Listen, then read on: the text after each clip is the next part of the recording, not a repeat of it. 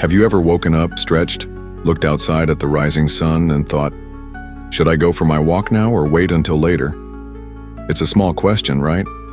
But when you're over 60, these little decisions can make a big difference in how your body feels, how much energy you have, and even how well you sleep at night.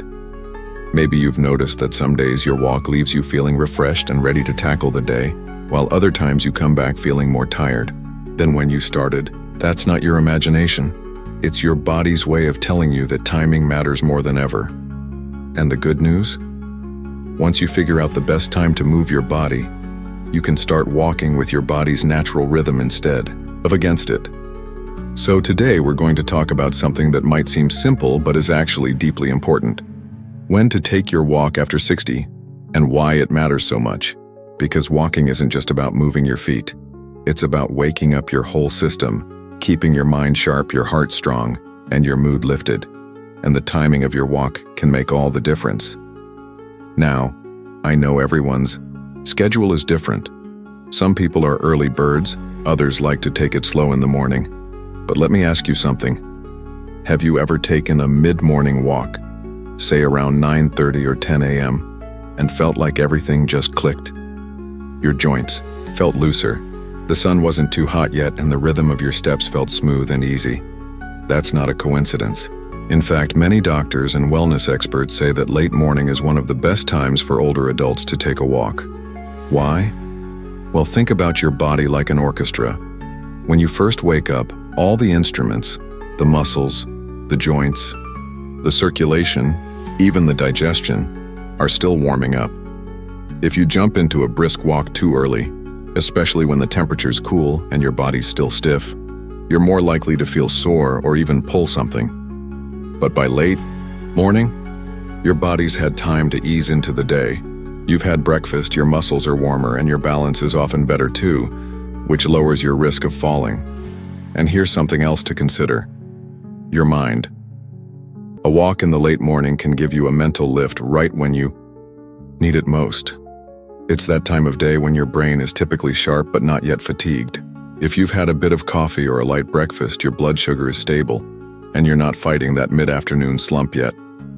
Taking a walk during this window is like giving your brain a breath of fresh air, literally. You're pumping oxygen through your system, boosting your mood and helping your mind stay clear and focused for the rest of the day.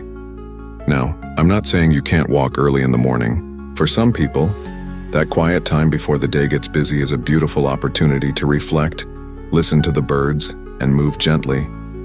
But if you're someone who feels stiff or low on energy when the sun first comes up, don't push yourself. Listen to your body. Let it wake up slowly. Stretch a little, eat something nourishing, sip on some water or tea. And then, once you feel that natural lift mid-morning, lace up those shoes and step outside. Speaking of stepping outside, did you know that your exposure to natural sunlight in the morning has powerful effects on your body's internal clock? It helps regulate your circadian rhythm. That's your body's natural sleep-wake cycle. When you get some sunshine on your skin and in your eyes during that mid-morning window, it can actually help you sleep better at night. So in a way, your morning walk isn't just good for your muscles and your heart. It's setting you up for a more restful, restorative sleep later on. And let's not forget one more thing: consistency. Walking at the same time each day creates a healthy rhythm for your body. Your muscles get used to it, your joints expect it, and your mood starts to rely on it. It becomes something you look forward to, not just for the physical benefits, but for the mental clarity, the quiet moments of peace, and that sense of accomplishment that carries you through the rest of your day. So if you've been wondering when to fit your walk in, I encourage you to experiment with the late morning hours. Try it for a few days. See how your body responds. Do you feel more energized, less achy, more focused? It's all about tuning in to what works best for you.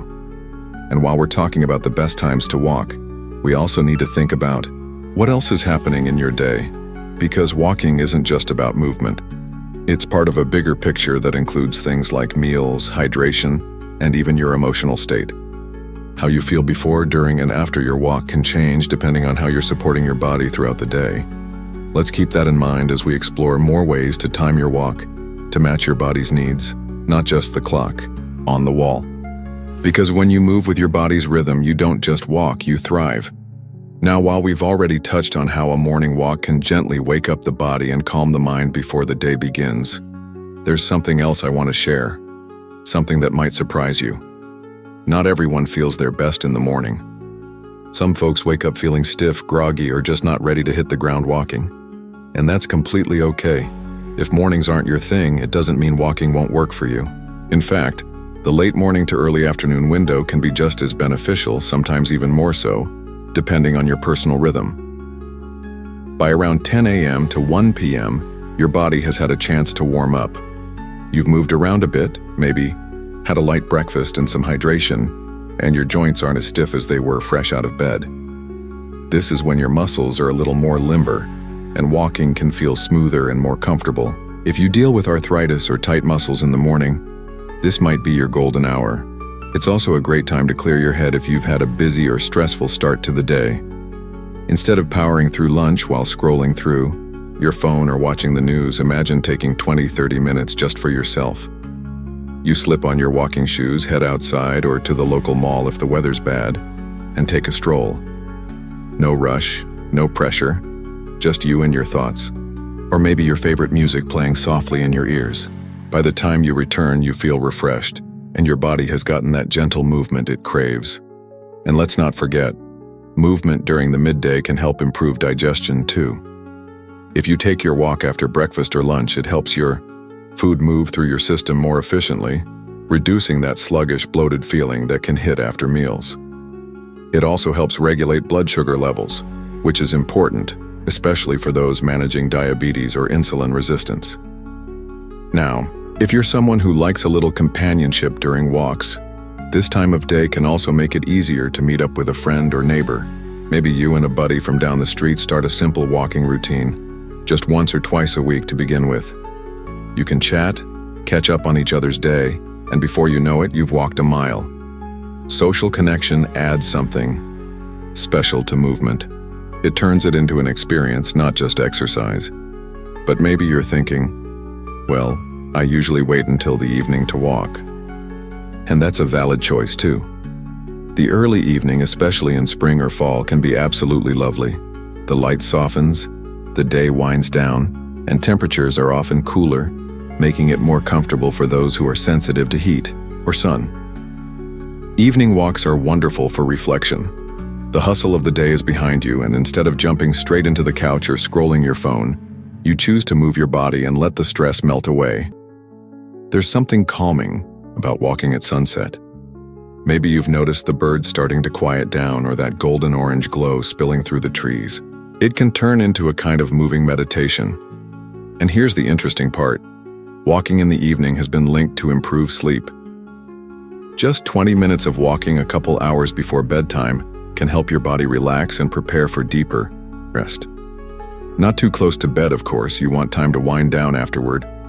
But that gentle activity helps signal to your body, hey, it's time to start getting sleepy. Now, here's a thought. Some people feel pressure to pick the perfect time to walk, like there's only one right answer. But truthfully, it depends on you. The best time to walk is the time that fits naturally into your life. The time that feels good in your body and the time you're most likely to stick with. Consistency matters more than the clock. If you try to force yourself to walk at 6 a.m. every day but you dread it, guess what? You're probably not going to keep it up. But if 10 a.m. or 6 p.m. feels right, then that's your best time. Let your body guide you. Pay attention to how you feel after walking at different times of day. Are you more energized? Are you sleeping better? Is your mood brighter? These are signs that you're on the right track. Some people even like to switch it up. Maybe a morning walk on weekdays and a late afternoon stroll on weekends. Flexibility can keep it fun and help prevent boredom. And remember, walking doesn't have to be a chore. You're not training for a race or counting every step. You're doing this because it feels good, because your body was made to move, and because every time you lace up those shoes, you're giving yourself the gift of better health, clearer thoughts, and more vibrant days. So whether it's the quiet peace of early morning, the warm ease of midday, or the gentle wind down of early evening. There's a rhythm that's right for you. You don't need to fit someone else's routine. You just need to find the one that works for your body, your mood, and your life. Now that we've explored some of the most popular walking times and why they work, let's take a closer look at how your walking habits might be influencing things you don't always think about, like balance, memory, and even your independence. You know, one of the most incredible things about walking, especially as we get older, is how it quietly supports so many parts of our health that we don't always notice right away. Sure, we know it helps with weight control and heart health, but have you ever thought about how your daily walk could be improving your balance, your brain, and even your sense of independence? Let's start with balance and stability. After 60, our bodies naturally begin to lose muscle and coordination. That's just part of aging. But regular walking, especially on slightly uneven terrain like a park path or nature trail, can challenge your body in all the right ways. Each step strengthens the tiny muscles in your feet, ankles, and legs, which play a huge role in helping you stay steady. Have you ever noticed that feeling when you're walking and suddenly have to step around a crack in the sidewalk or avoid a puddle? That little adjustment your body makes is like a mini workout for your balance system. Over time, these micro adjustments add up, and they can help reduce the risk of falls, which are one of the most common injuries among older adults. Now let's talk about something just as important: your brain. Yep, walking doesn't just keep your body fit, it keeps your mind sharp too. When you take a walk, you're not just moving your legs, you're increasing blood flow to the brain, which helps bring more oxygen and nutrients to those precious neurons. That's good news for your memory, your focus, and even your mood. In fact, studies have shown that regular walking can lower your risk of cognitive decline, including Alzheimer's disease. One reason? It helps reduce inflammation and stress, two major factors that can affect brain health over time. So that simple walk you take after breakfast or before dinner, it might be doing more for your mind than a crossword puzzle or a brain game. Even better, walking outdoors, especially in green spaces like parks or quiet neighborhoods, can have a calming effect on the nervous system. It lowers cortisol levels, that's the stress hormone, and boosts those feel-good chemicals like endorphins and serotonin. That's why you often feel more relaxed and even a little happier after a walk. It's like a natural mood lift without any side effects. And here's something I really want to emphasize: independence. For many of us, staying independent as we age is a top priority. We want to continue doing the things we love, traveling, visiting family, running errands, without needing help. Well, walking plays a major role in that. When you walk regularly, you're keeping your muscles strong, your joints flexible, your lungs and heart in shape. That means you're more capable of handling daily activities, from climbing stairs to carrying groceries. And beyond the physical side, walking helps with energy levels and confidence. There's something empowering about knowing you can get up and go when you want to. Plus, when walking becomes part of your daily routine, it adds structure to your day. It gives you something to look forward to. Whether it's a peaceful solo walk, a chatty stroll with a neighbor, or a shared path with your dog, it's a small habit with big impact. Now, here's where it all comes together. Timing plus consistency. Real results. Whether you're a morning mover, a midday stroller, or an evening unwinder, the key is to find a time that feels natural and sustainable for you. Because when walking becomes something you enjoy, not something you have to push yourself to do, it becomes a lifelong habit. And don't worry about speed or distance. This isn't a competition. Even a slow, gentle walk counts. The goal is simply to move with purpose and listen to your body. If you can make walking something you look forward to, even just 15-30 minutes a day, you're doing something powerful for your future self. All right, in the next part of this video, we're going to wrap everything up with some practical tips: how to make walking safer, more enjoyable, and more personalized, plus a little guidance on how to get started if you've been out of the habit for a while. Stick with me, because it's not just about when you walk, but how you walk. That makes all the difference.